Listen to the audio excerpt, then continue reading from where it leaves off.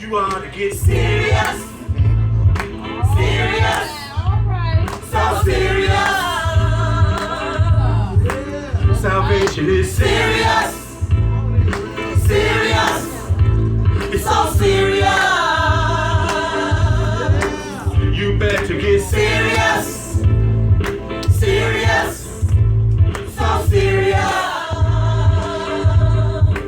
Salvation is serious. Serious. So serious. It was so serious when they pierced him and they nailed him to the cross. Jesus was serious when he took on all our sins so that we won't be lost. It was so serious when they beat him till you could not see his face. Jesus is serious when he sacrificed his life to give us grace. Yeah. You ought to get serious. Serious. So serious. Salvation is serious. Serious. It's so serious. You better get serious. Serious. So serious. Salvation is serious. Serious. It's so serious. It will be serious when the tribulation spreads out the land. It will be serious when they try to put that beast mark on your hand. That's right. It is so serious because our time is getting shorter every day. Whoa. It is so serious to know that Jesus Christ is on his way. Yeah. You ought to get serious. Serious. So serious. Salvation is serious. Serious. So serious. You better get serious. Serious. So serious. Salvation is serious. Yes, sir. Serious. So serious. It is so serious when they pierced him and they nailed him to the cross. Jesus was serious when he took on all our sins so that we won't be lost. It is so serious because our time is getting shorter every day. Whoa. It is so serious to know that Jesus Christ is on his way. Yes, sir. Yeah. You ought to get serious. Serious. So serious. Salvation is serious. Serious. It's so serious. You better get serious. Serious. So serious. Salvation is serious. Serious. So serious. This ain't no game. Cause it's serious. Yes, sir. All right, choir. Yes, sir. Let's do sing. Salvation is serious. Praise God.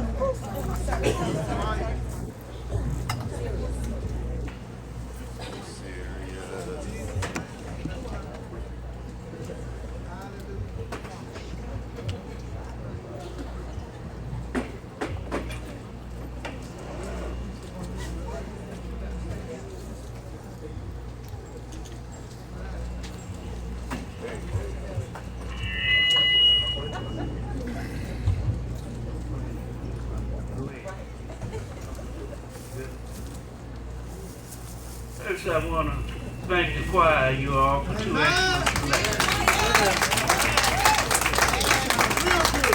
Say good afternoon to everybody. Welcome everybody here. Everybody that's here, as well as the people that join us each week by our live stream and by our conference call. I want to say to them, welcome as well. And as always, it's good to have you fellowshipping with us today. We deal with lessons. And today's lesson, God's priesthood, past, present, and future. The Lord has always had a priesthood. In Malachi, he talked about the priest being the messenger of God.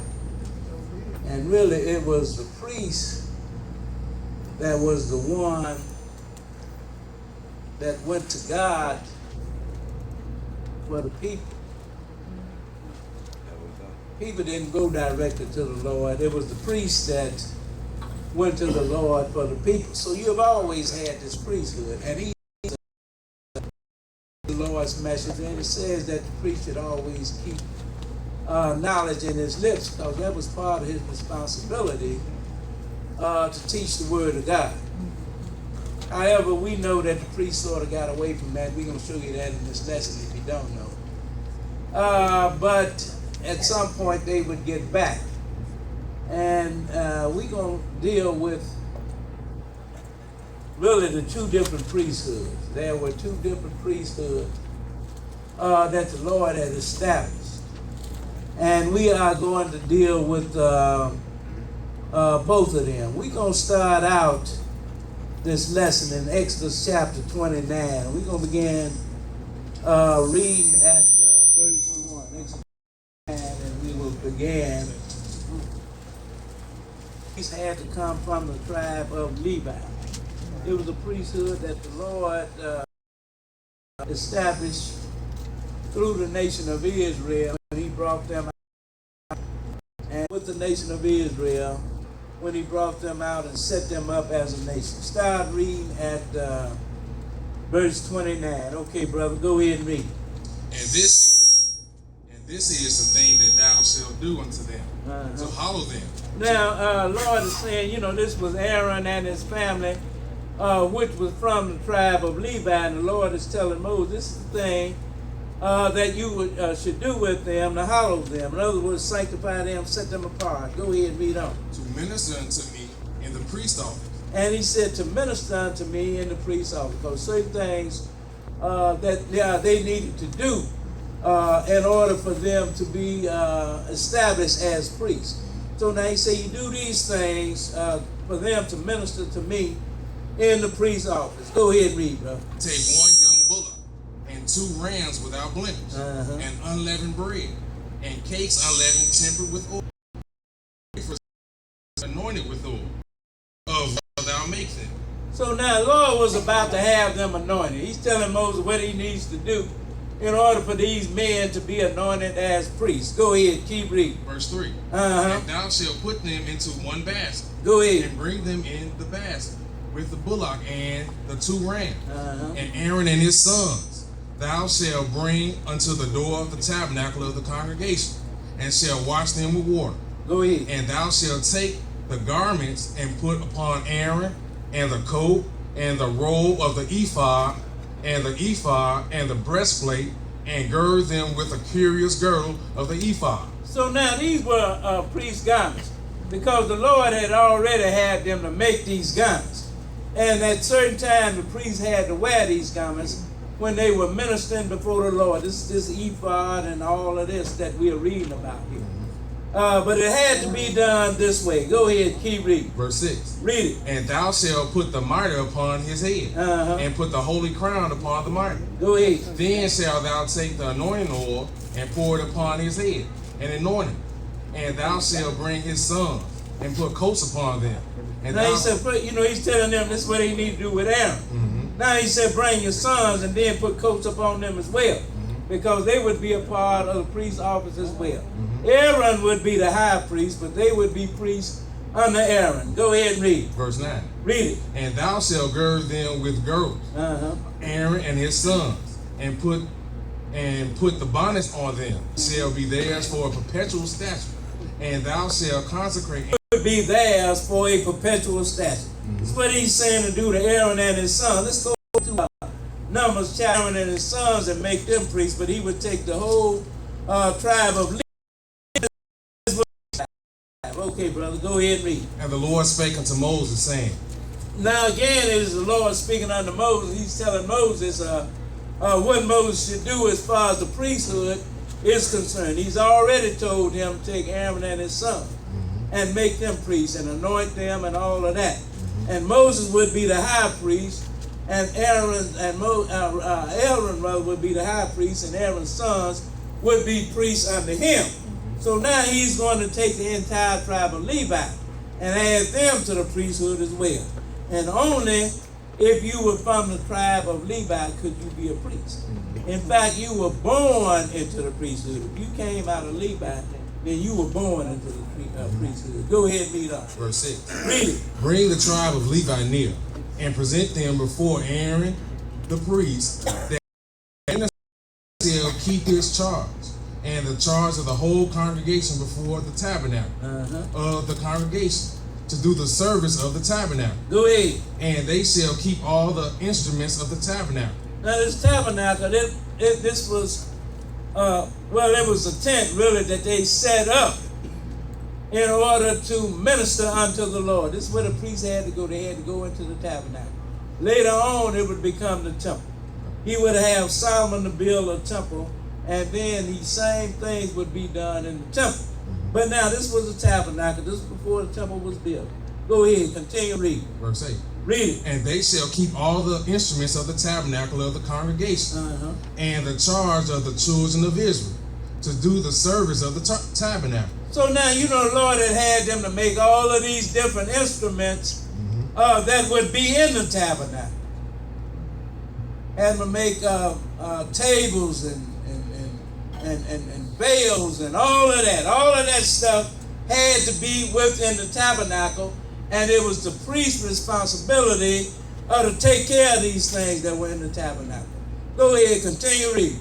And thou shalt give the Levites unto Aaron and to his sons. They are wholly given unto him out of the children of Israel. Go ahead. And thou shalt appoint Aaron and his sons, and they shall wait on the priest's office, and the stranger that cometh not. Now, nobody else could do it. And the stranger ain't necessarily talking about some other people. It's talking about anybody other than the ones that were from the tribe of Levi. Could nobody, it didn't matter if you were Israelite.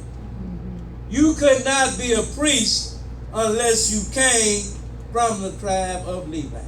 No stranger. Lord said, any stranger come there, he will be put to death. The Lord meant that too. Teach.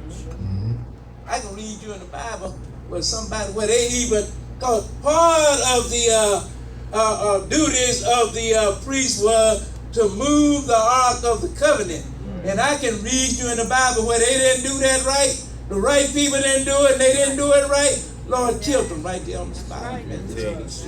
Go ahead, keep reading. Verse 11. Read it. And the Lord spake unto Moses, saying, And I, behold, I have taken the Levites from among the children of Israel, instead of all the firstborn that openeth the matrix among the children of Israel. Go ahead. Therefore the Levites shall be mine, because all the firstborn are mine. Go ahead. For on the day that I smote all the firstborn in the land of Egypt, I hollowed unto me all the firstborn in Israel. Go ahead. Both man and beast, mine shall they be. So now the Lord said, he hollowed all of the firstborn when he went down in Egypt and destroyed all the firstborn of Egypt.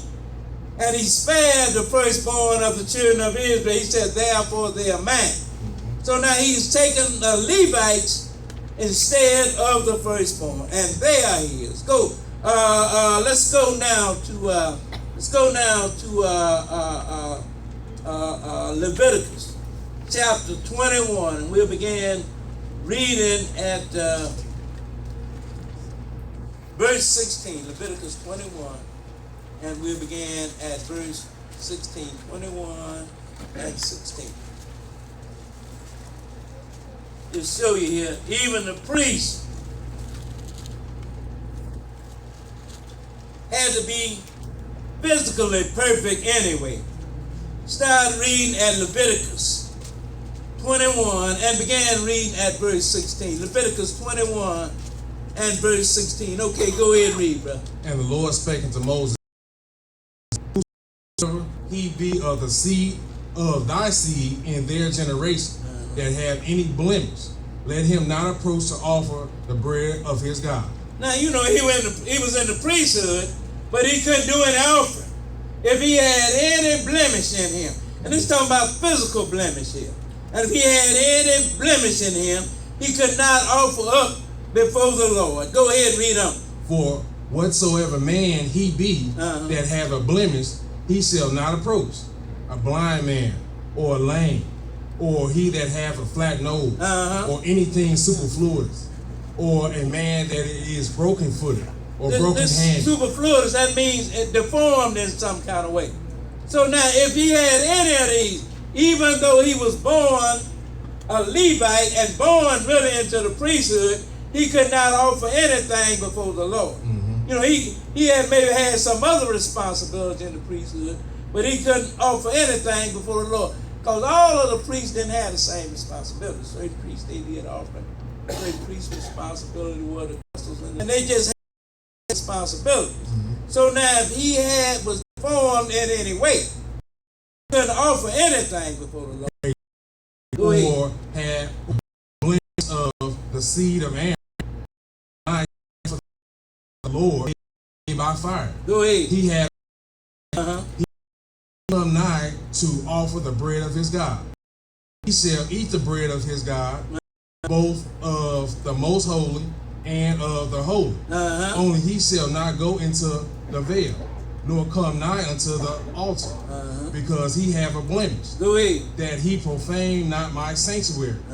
For I am the Lord, for I the Lord do sanctify them. So now we find out, you know, if he had any blemish, it was formed, he could not this tabernacle built, and he even described unto Moses how it should be built. Let's start reading at Exodus chapter 25, and we'll begin reading at verse 8. Exodus 25 began at verse 8. Okay, brother, go ahead and read. And let them make me a sanctuary, that I may dwell among them. So now, Lord, you know, he had them make all the priest garments, and all the Lord dwelt among the people in the sanctuary. Go ahead, keep reading. According to all that I showed thee, after the pattern of the tabernacle, and the pattern of all the instruments thereof, even so shall ye make it. And the Lord had showed them how it should be done, how all the instruments of the tabernacle should be done, even how the tabernacle itself should be done. Lord said, y'all do everything according to the pattern that I've shown you. Go ahead, keep reading. Verse 10. Read. And they shall make an ark of shittim wood, 2 cubits and a half. Go ahead. Shall be the length thereof, and a cubit and a half the breadth thereof, Go ahead. and a cubit and a half the height thereof. And thou shalt overlay it with pure gold, within and without.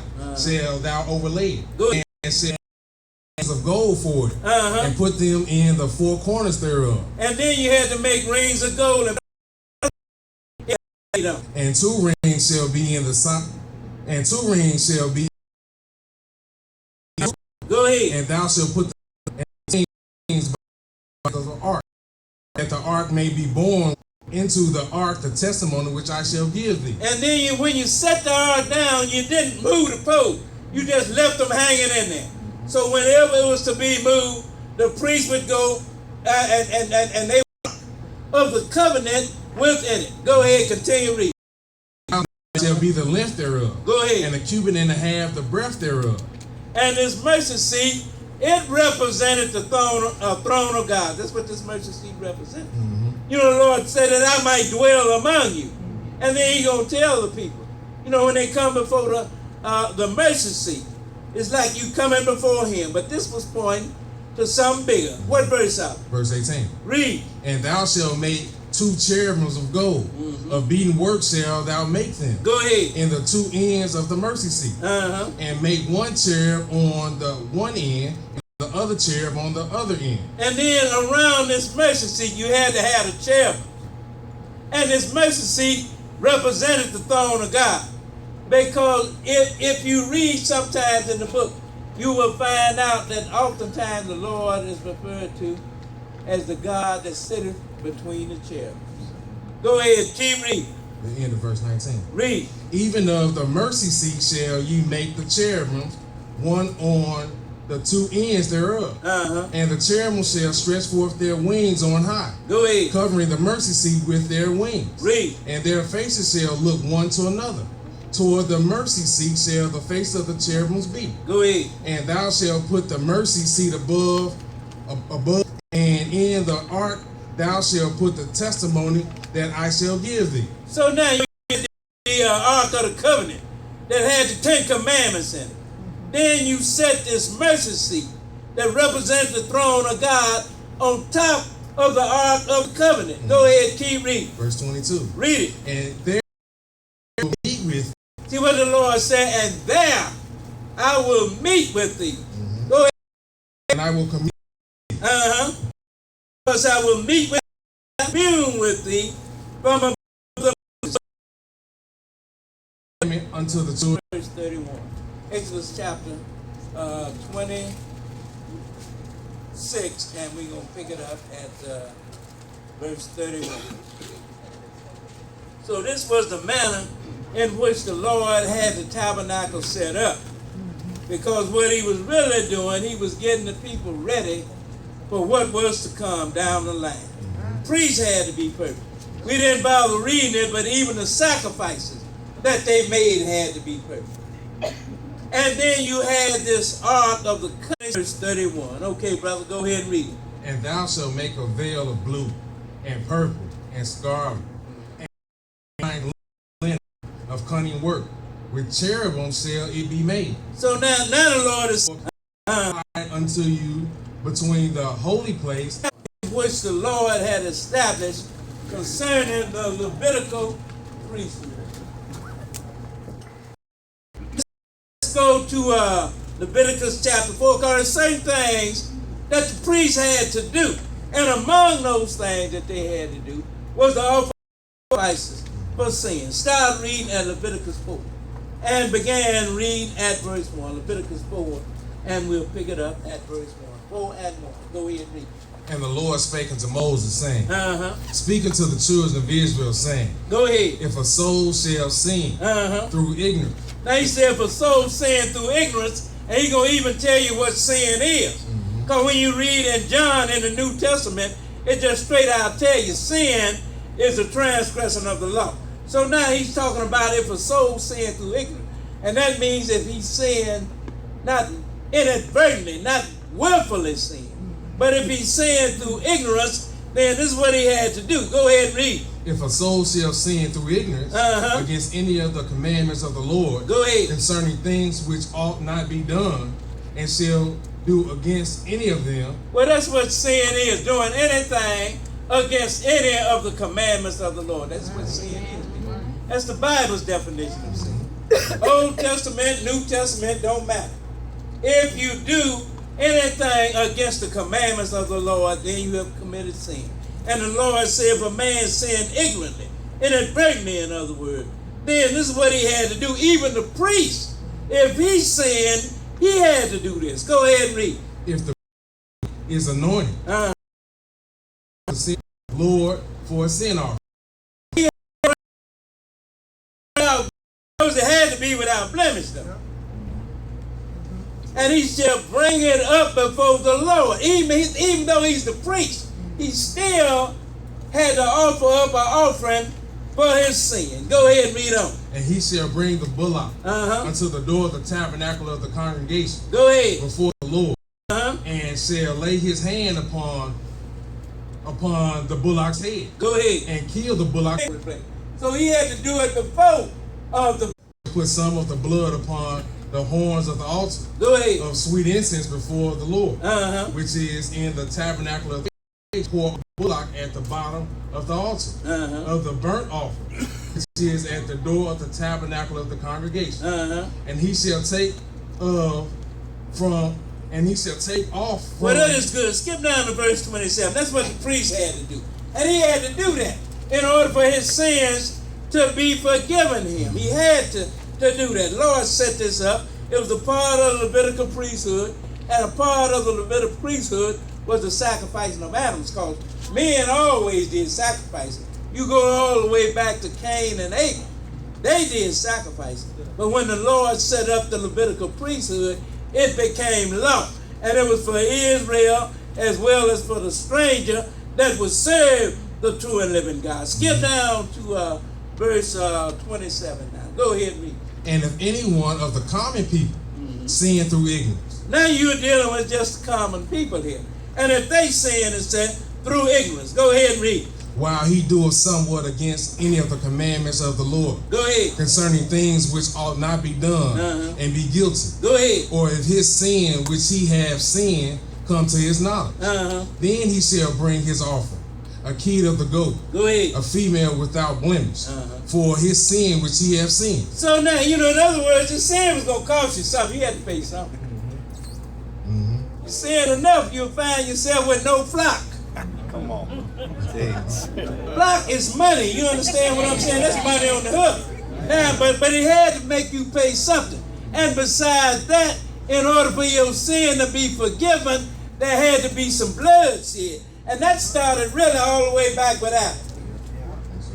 When Adam and Eve sinned, then they made some leaves to cover themselves. But God made some coats of skin to cover them. If he made coats of skin, that meant something bad. Now, their sin have cost you.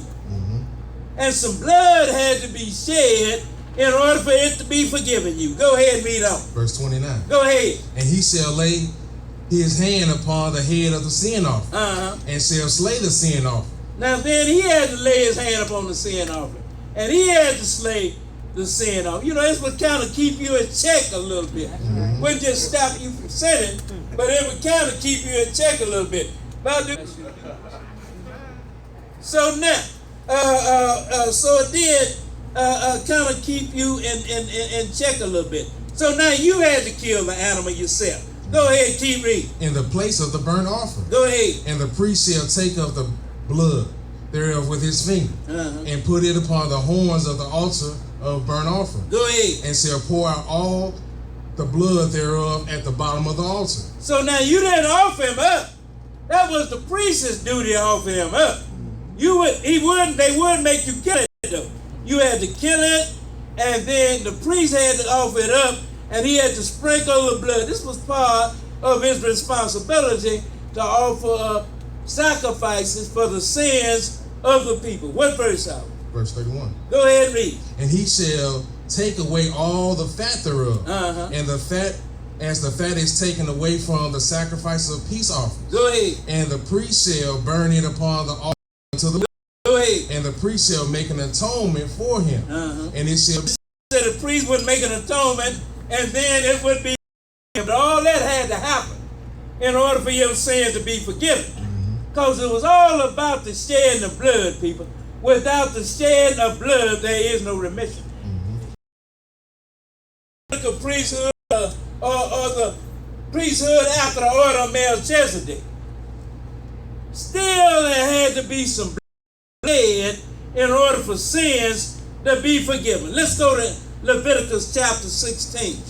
And we began reading at verse 1, Leviticus 16, and we'll pick it up at